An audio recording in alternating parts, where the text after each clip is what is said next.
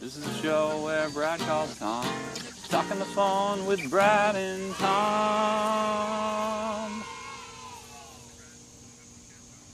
Oh, Tom. Sorry, do you want me to call you back in a second? Okay, there we go. So tell me about what you're up to. Anything exciting? Well, it's got a grill. I'm getting closer to being a dad. Awesome. I got a grill. Yeah. Let's see if I can. Is that part of it? I did get a grill before I became a dad. I got myself, propane grill. Made some burgers yesterday. Yes. Awesome. Yeah, I'm a grill master. I think looking at YouTube videos and how to properly cook things. But I posted it on Facebook and the people were like, propane sucks, man. Throw that grill away. Propane's gross. You need charcoal. I'm like, yeah, I know. Everybody likes charcoal. But you can't be like, oh, I want to cook burgers and then turn it on and cook burgers. If it's charcoal, like you gotta get the charcoal. You gotta put it in. Wow, gotta it's dirtier. Gotta move it around. Takes time. You gotta clean it up afterwards. There's ashes. Yeah. So they're not invited. Okay? If I have a dad barbecue, they're not invited. And I can't really have a dad barbecue until I have a kid.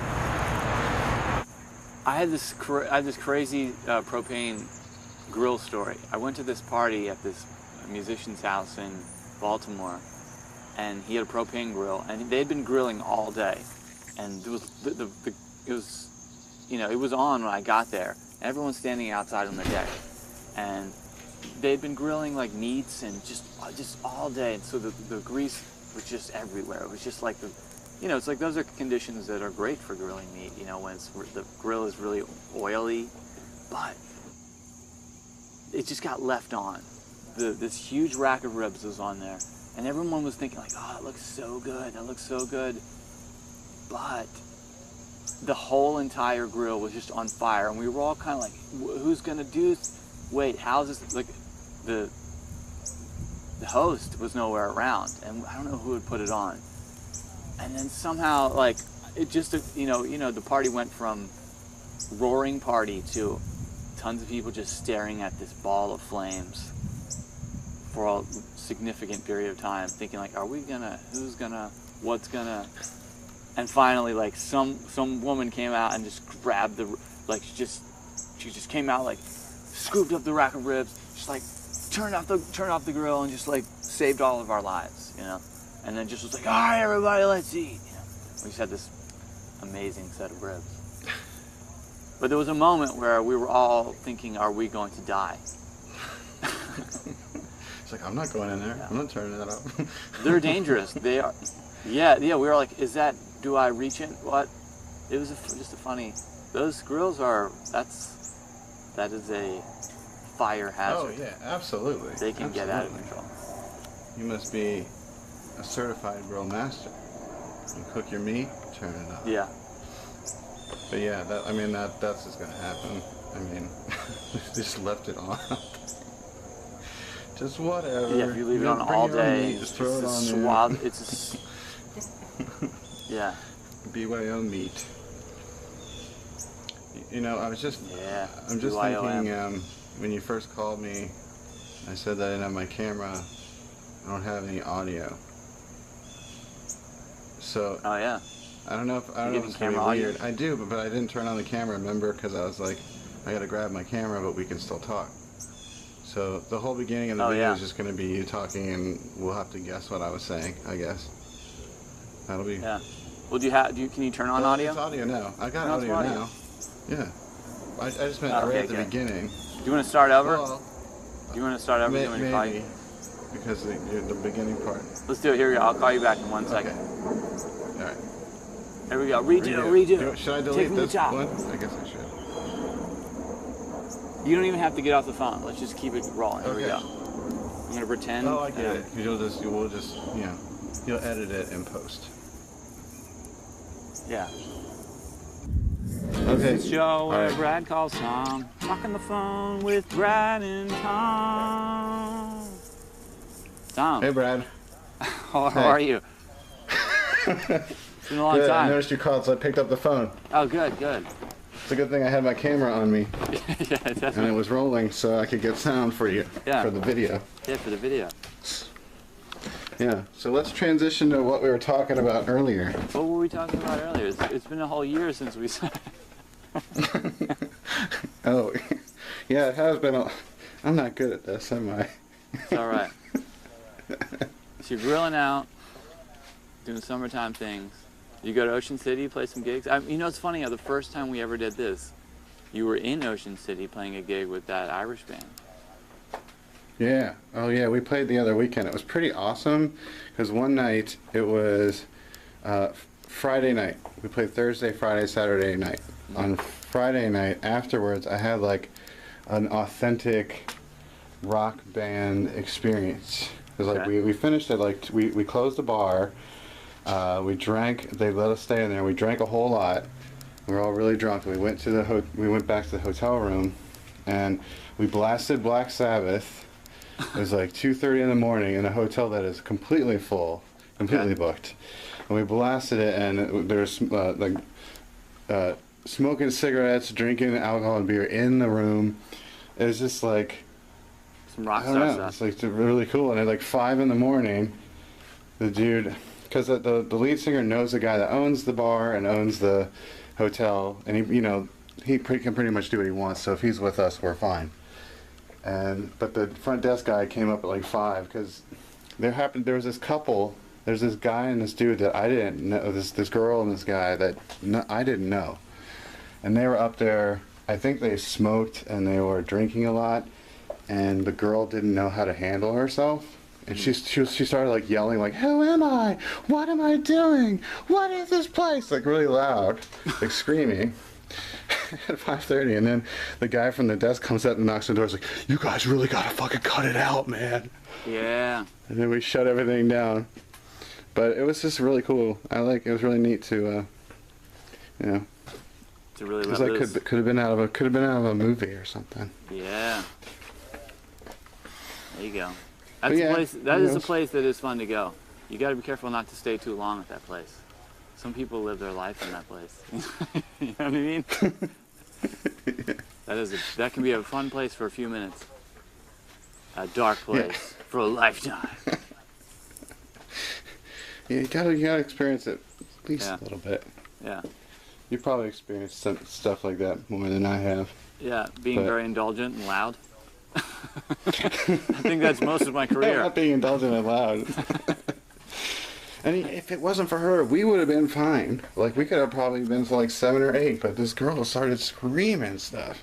Yeah, there you go. But we shut it down. We were like, we're rocking, we're rock stars. Yeah. Of Ocean City, this one place. But when they say shut it down, we shut it down. There you go. Boom. You got to keep your gig, gone. man. You don't want to lose your gig. Gotta keep, exactly. Your dignity and your gig. Your gignity. Your gignity. That's the word. That's the word for today. That's fine. That's good. Well, that's good. So what's up with you? How's your little one? Oh, Solaris. She's amazing. She's actually not very far from me right now. I can look over and see her laying in her little bassinet. She's just doing great. She's about 2 months out of the hospital. She was born at the hospital for a little over 3 months. So she's like 5 months old, but if you think about her actual age, she was born 3 months early, or like 2.5 months early, so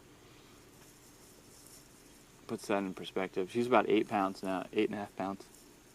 Adorable. Eating like all the time, sleeping all the time. I am not sleeping very much at all.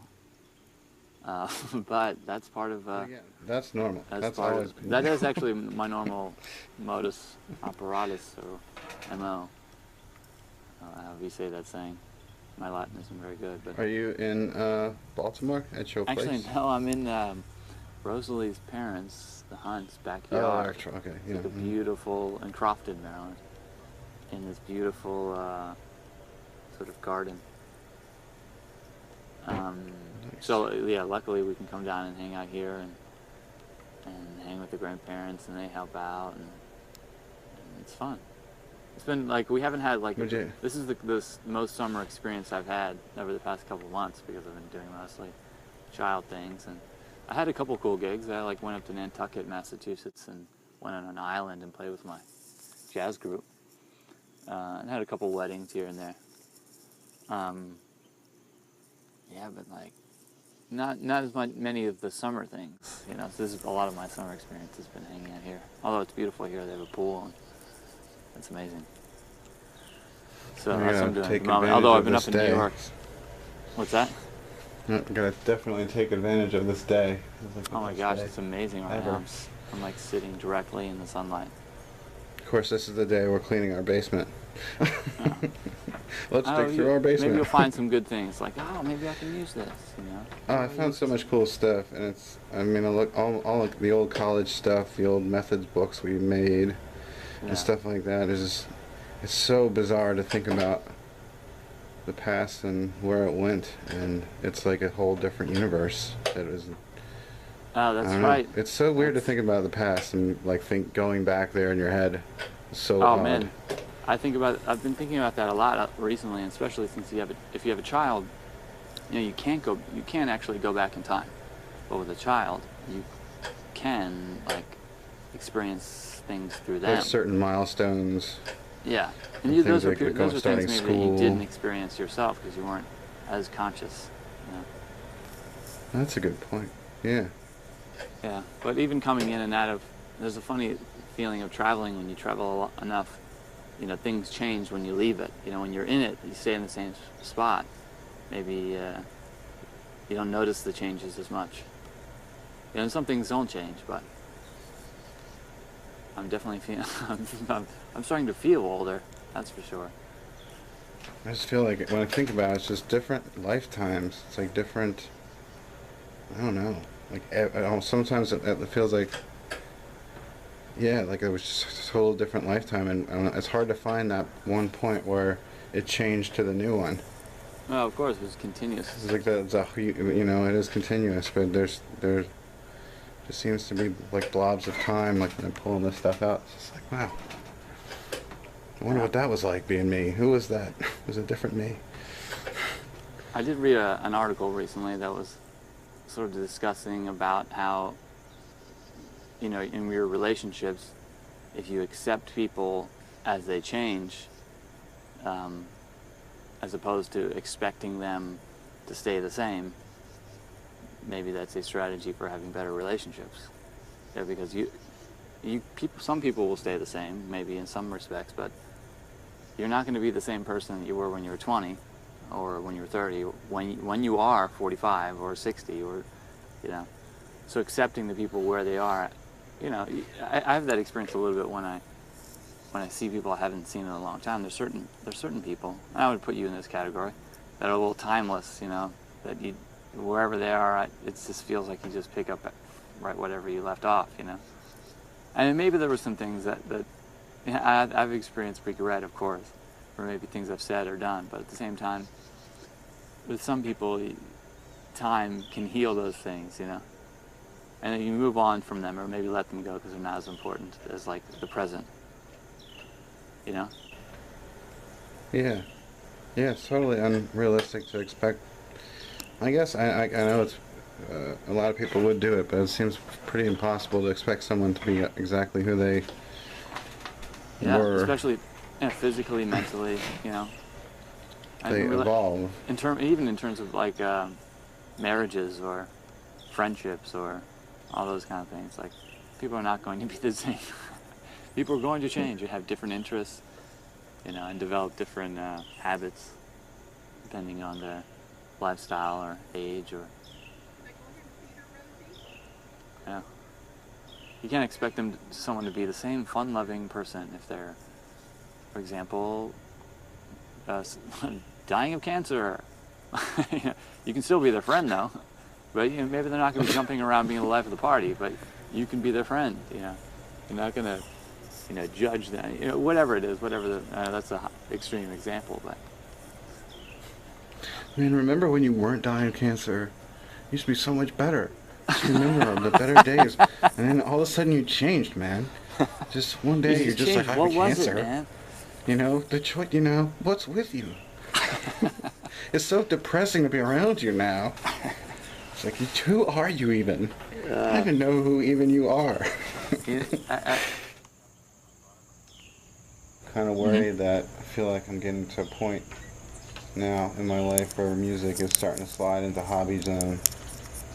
Like I Oh, worry, really? you know. I was like, I'm really feeling like I'm getting fed up with a lot of these gigs I've been doing previously, like Toby's and stuff like that. And I'm wondering if this is just going to be now my, you know, I don't know, baseball card collecting. Or Well, I mean, you can. tinker around with the drums now and again. Old Uncle Tom, he thinks he can play some drums. Man, there were times in. Yeah.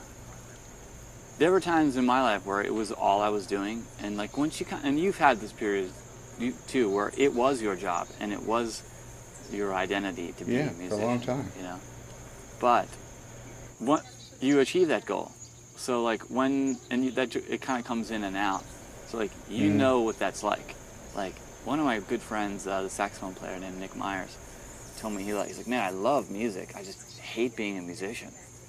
You know, being a musician can be horrible sometimes. You know, being an artist in general, because like you're trying to exploit something that inherently has no exact value. You know, maybe you're contracted by time or whatever the other variable is to like calculate your value. So like to make it as your job is one totally different thing. Like the values are completely relative, you know. When you look at an example like Metallica, where they've made millions and millions of dollars and then been involved in the probably, you know, I don't know, the forefront of like the industry and exploited it to the max in terms of concert sales and record sales and, you know, TV deals or whatever. I mean, I think they made a. I heard an interview recently where they described how they funded and produced a movie that flopped. You know, so they were even in the movie business for a little bit and lost money. So I mean, I don't know. To me, man, last night I stayed up. After midnight, I don't know. We went to bed at like 4 a.m. So I had a good 4 hours where I was just like writing out a new piece of music, and I've been working on this one piece of music for like a year, and that's still something that's so fun to me. It's just writing music. And it's funny. I wrote this weird song that I wrote, and it's taking a really long time to come together. But then I wrote another one immediately before I fell asleep that just came right out immediately. It was like a complete song. Well, I'd already written it like it came out that way, and I just like it 2 years ago, and then I just remembered it, and then just the lyrics just popped right on top of it. So it was like, oh, now that song's done. It just took 30 seconds, or it's like 30 minutes 2 years ago, and another 30 minutes right now, and now it's done.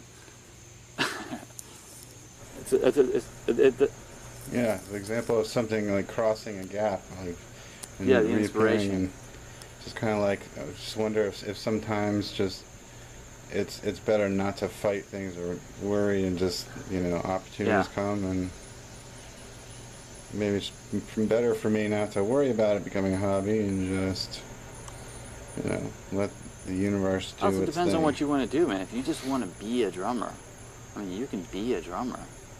You know what I mean? I know, but you know, I spend so much time watching now. You know, I have all these YouTube channels and Facebook groups of drummers and stuff, and all I do is watch these guys freaking slaying it. Well, you know, like people that obviously sit behind a drum set for their whole life, like they live behind a drum set, and it's like the most incredible thing ever. And so, you know, it's hard to look at all that and be like, well, I don't know, maybe if I started carrying that hard when I was 18. Well, like, where are those people at? Like 17. Refer back to our previous conversation. Like, where are they at 30? Where are they at 40? You know, like, I don't know. The goal for me is just to enjoy it and keep doing. I still have things that I want to do. You know, like goals. I'm thinking more of it that way. I just want to go on a kick-ass tour. Like, I just want to go on like one tour where it's like play lots of cool places. Yeah. You know, and it's like nice, comfortable bus. Just one thing, you know. Like the circus thing was freaking torture. I mean, it was torture for me. It was like. Well, it's like Ugh. it's rare that you can get all But those things. Like the music is assuming I really great, knew- the money's really great, and you're having lots of fun. Yeah, one perfect You know? thing would be nice, but you know, what's not. You can't really bank Yeah. on stuff like that. I definitely want to take my band. I've taken my band out on the road before, and I definitely want to do that again, performing my tunes. You know, that's like something that's in my heart that I want Yeah. to do before I'm not on the earth anymore. But you've done so much. Your school, you know, when you were in school, you hosted that huge event. I mean, I have. You know, and then you've done all these big pieces of music, travel all over the place, made all these records. I feel good about those Done a things. lot. I mean, and a lot that has a little bit to do with like me being okay. That like, wait, I don't have to make all my money doing this. If the goal is really to make the kind of music I want to make, then why do I have to like go out and play Whitney Houston songs or like Journey songs in order to be a musician? You know, there's lots of people that can do that craft, and I'm not devaluing that in our society. People have fun performing the music of other people. That's a big part of the world. But like, Yeah. I don't know. I've always been, even since from a very young age, been more of like an artist. I mean, there was a period where I did play like heavy metal and rock songs in the basement, you know, with my friends. But very soon after that, it was just making art, you know. So if I can do that, I'm okay. I don't have, like, I do like making craft too. You know, so it depends on your own goals a little bit. You know, if you just want to play drums, it's different than like, I want to play the drums the way I want to play it, you know, or I want to play the melodies that I want to play, or the words that I wrote, or the things that I feel. That's slightly different than like, I just want to play drums, because there's gigs out there for drummers, you know. I just got to shift gear. I think I just got to shift gears because it really has been so many years of that. It was my self-worth and identity detaching from and that. job. And I did it every night and all the time. And, you know, I feel like maybe I need to start making a shift to, you know, I'm making my money. Yeah, you doing have a another job, you know. You know, Yeah. that supports me. But now I can do with my music, I don't give a fuck. And whatever comes out of me is what comes out of me. And it's been so difficult for me to get to a place where I just can let go of my head, and then out it comes, and then people hate it, or people don't like it, or nobody listens, or somebody likes it. Yeah. And I'm cool with that. Because it's Yeah, not my definitely, identity definitely. anymore. It's Yeah. just something I like to do. Well, I mean, it's like, or even just accepting, But that's a like, tough well, gap whether in your people problem. like it or not, it's not important to me. I've like kind of gotten beyond that now. It's not really important. I mean, of course, I would like. It is amazing to have that experience when like many people give you a response. There is a sort of mind space that you can get either live or otherwise, where like everyone is together in the same brain function. You know, like our brains are functioning on a very similar level at the same time. That happens sometimes with music, you know. Like you can have that in the ensemble. Like I would have that in like marching band or in a big band or an orchestra, and then like, but you can have that with the crowd in a room too, you know. Then that feeling is very good. That's an amazing feeling. When people have that, like maybe if they're at church or if they're at a film, you know. Well, it's the desire to create things and share them and have people influence positively because that, and you feel good because other people benefited from what you made. Like that whole component of it. Like I could just, you know, maybe if I was at a point where I could just play music in my basement and nobody ever hears it, and I just record it on my computer and nobody knows, I never upload it, and I'm making it, and you know, but I guess there's something about sharing that makes it a little bit more valuable. and Yeah, having people of like course it. you want. Whether people like it though is a little less important to me than like that I actually made it. That's the most important thing, that it Or actually if they existed. react to it, or if they have an opinion about it. Yeah, you can't control that though. You It's can't like any control what other people art. think. It's like, what do you want to evoke something out of somebody? And you can do. true. There are things that you can do that you know people will like. Like if you just hit the bass drum on every quarter note in a grouping of 3 or a grouping of 4 and repeat it over and over and over again, people will like that. You know, people. It relates to their heart. You know what I mean? Like the pulse of their heart pumping the blood to their body. That's why people relate to it. You know. So those like internal things, common things that no one like. You know, we didn't invent that. That just exists, and we do it. You know, I don't necessarily think that's as much of a valuable thing as like other things. You know, that you can possibly do, like truly creative things. But like there is value in just hitting the beat on the bass drum. You know, and you can use that from, you know, you can use those things here and there. You know, as part of your language. You know, it depends on what your message is that you're trying to say with your language. Is it like, look at me, I'm playing the drums, look at me? Some people play the drums that way. Like, look at me, I'm playing the drums, look at me, look at me. And some people play it like, I'm playing a song, look at them. Or, you know, hey, I'm just doing my part. Or some people are saying something else. You know, there's all kinds of things that you can communicate with an instrument. So it depends on what you want to communicate, you know. At what level? I mean, we're at this point in our lives, we've experienced it on many levels. You know, I mean, like the experience that you're going to have now is going to be drastically different than when you were 15 or 18 or 25. You know, because you've been doing it for so long. And that same experience of like just hitting the bass drum on every beat is not exactly the same as it was when you first did it the first time or the 5th time. You know. Yeah, it's true. I'm hoping at some point to wake up and I just want to start making something again. Because it's just been a long time since I felt like I've even wanted to try. Because I mean, I'm in a mindset of making money. I'm in a mindset of I want to make something that's going to sell a bunch of, make like at least $3 on online sales and you know, all these ridiculous goals and dreams that of making a few dollars and putting your music online. Well, I have to but so in my mind I'm like, what's somebody gonna like, and I work backwards from there, as opposed to what do I like. I work forward. Well, a little bit's up to you. I have to tell you though, like, just now Rosalie brought over little Solara, so she's with us in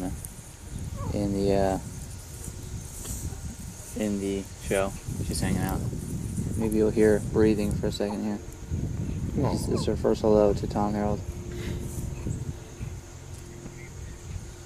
We gotta meet her sometime. I guess you can just slightly hear her breathing. Funny. Oh. Children. Truly blessed. Little children. Children. That CD of the dad's band was hilarious. It's like Jake, Rob, the other Jake. Yeah. Did you see the track was listings were hilarious. Yeah. Get a job. Yeah, Get a job, little baby. I want to hear that CD really bad.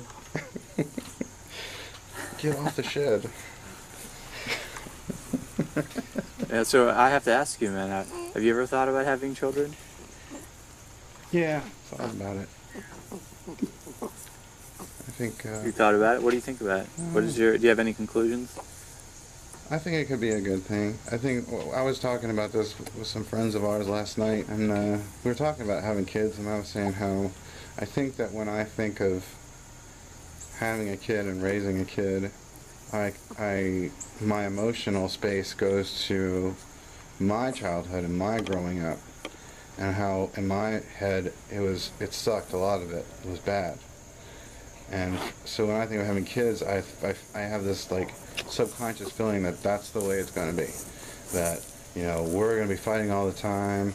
all you yelling and all the, the kid's going to be sitting there listening to it all the time. Oh, yeah. And it's like, I don't know why. It's really, when I step back from it, and that was a cool thing, because once I finally said it out loud, I thought, that's not going to be us. I think that, it can be a good experience. You can, a fulfilling one. So, yeah, it's in the cards. Honestly, it's funny, I never had that thought before. That's interesting. I'm glad you shared that. Yeah. Like the idea that like you have a fear that maybe the negative experiences that you had in your life will be reflective on your child. Yeah. But the truth is that, they'll have a drastically different experience than you will. Yeah. Well, it depends. Actually, it depends on maybe your life. It'll have benefited from my negative. If you're ready, and even if. Because I know. I think about this.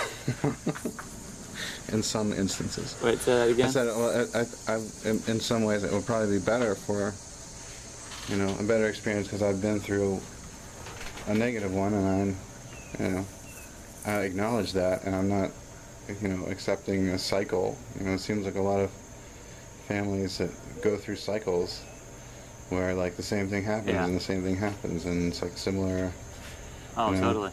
I've been recently catching myself doing things that I know that I got directly from my mother or father. But I think being aware of those things is helpful and healthy. Yeah. At least you can identify them and then control them, maybe. Mm-hmm. So yeah, it could be a good thing. Well, but you don't have. The thing about it is, in order to have a fulfilling life, you don't have to have children. I mean, that's definitely not. That's something I would have been okay with. Like, if I had never had children, I would have been okay. I wouldn't, have regretted it. But I kind of knew in my mind, especially with the relationship that I have with Rosalie, that it was always going to be part of the experience. Because I knew from the beginning, I knew that she wanted to. So it was like a deal I kind of made with her, even in the beginning. Like, all right, if we're going to be together, and you really want to have a child, I'll have a child with you, And now that it's like we've gone through it, I have no regrets at all. It's like I'm really enjoying it, honestly. It is one of the amazing things about being a human being, is being a parent. Of course, it's scary at the same time, but yeah, well, I know for you guys. I don't want to dissuade you either. That's really scary.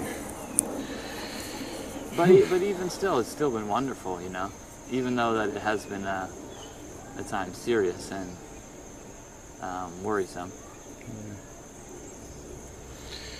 It's still very enjoyable. Like when she came down, Rosalie moved the camera around, but when she came down and sat in my arms when you were talking, she just was smiling like crazy. Like, hey, how's it going? Just like, hey, what's going on? This is fun. Hey, can I hang out with you guys? And it was cool. She was like, I like this. I like being outside. It's kind of. Yeah, that's cool. So I was experiencing that too, Mm-hmm. In some ways. It's a new kind of existence. And it actually, that brings me back to the point of we were trying to make before about like how you feel about your own life. Is it like, or our own lives, like as individuals, in that it's less important to me now that any of my own personal issues, because now like there's something else that's more important, Mm-hmm. And if I can somehow, like, if me being happy makes it possible for like also other people to be happy, then that's a good goal. Like even the people around me, like me being okay makes other people okay. You know what I mean? Yeah, yeah. So like then you can have these higher level experiences where you're making lots of other people. Maybe it's just 2 or 3 or 1 other person feel okay. But then if you're so okay that you can make lots of people feel okay, that's even better, But just you being okay is good too. Yeah. You know what I mean? I don't know, like I'm experiencing a little bit more of like, as long as it can go the opposite way. Is like if you're not okay, you can send those out to other people. Other people will notice it, You can like kind of infect people by not being okay with whatever your issues are, your problems, and you can communicate that musically too. No, that's a good, for good or good bad. point. You know, sometimes people relate to it. Sometimes I felt like Yeah. I'm playing a gig and I'm stressed out and I feel like I'm just not, my head's not working, my limbs aren't working like I want them to. I think it's more just my emotion comes out of that awkward, you know, stressed. What? I need help. Okay. Woman. God, you're stealing my man. Quiet, woman. I'm on the phone. Don't call me your woman. I'm your wife. What accent was that? I don't know. Like southern. Wife. I'm a woman. I ain't your woman. I ain't your wife. Wow. Well, I guess I funny. better get going. We gotta take a whole ton of stuff to Goodwill. Well, honestly, man, I have to say that some of the stuff we've done over the past couple years, I thought was some of the best stuff we've done before. You know, maybe some of it was sloppier than other things, but some of it was just high level. I keep watching. Music. I've been watching that. that. And it's been some of the jam most thing we did. There's some good stuff in there. The jam session. Which video, one? When you came over, you know. Yeah. Oh yeah, the last one we did. I felt actually that last one. I felt that I like didn't have my stuff together. I felt a little like uncomfortable during and after when I watched it. I feel like a lot of the ideas I was trying to express, I was like struggling to get the ideas across clearly. You know what I mean? But there is good ideas there. It's just because I'm a little out of shape because I've been doing baby things more than I've been doing original guitar things. A little out of shape. Gotta hit the strings. Yeah, it happens, man. If there's a, you know how it is. There's certain things if you're trying to communicate them, and you haven't, your fingers can't move, make that connection between your hands and your mind. That's what I'm talking about. I get that. Yeah. Like if you, I know when you're playing all the time, you can really communicate very clearly. And you're practicing a lot and playing gigs with other people and just like unlocking, releasing it. You can really communicate the things. That's why rehearsal is great, even practicing but rehearsing with people. Sometimes we just do them on the fly, and hey, that's how it's got to be. But I don't know. Some of the that one performance we did like a year and a half, a little over a year ago, I thought was a great show. I think my memory card's maxed out. Well, I think we got a lot here. We talked about a lot of things. Yeah, hopefully. This is like an hour-long episode. Turned out good. I might have to edit some of it out of it. Cause like on a very emotional episode, Yeah. Brad calling time. There we go. Deep philosophical thoughts on a summer day. Awesome. Well, we should do a thing sometime soon, man. We should get together again. We shall. I would like to do things. You guys can come up to New York sometime. You guys ever just want to come up to New York City and do the New York City? We've been invited to come to New York, actually, to hang out with Brad and Roseby. And Soli. Ready to see the baby? And see the baby. We want to see the baby sometime. Yeah. If the baby's there, I'm there. Yeah, it'd be fun. Tell him I say hello. Awesome. All right. Well, I'll let you go. We'll talk soon. Hey, man.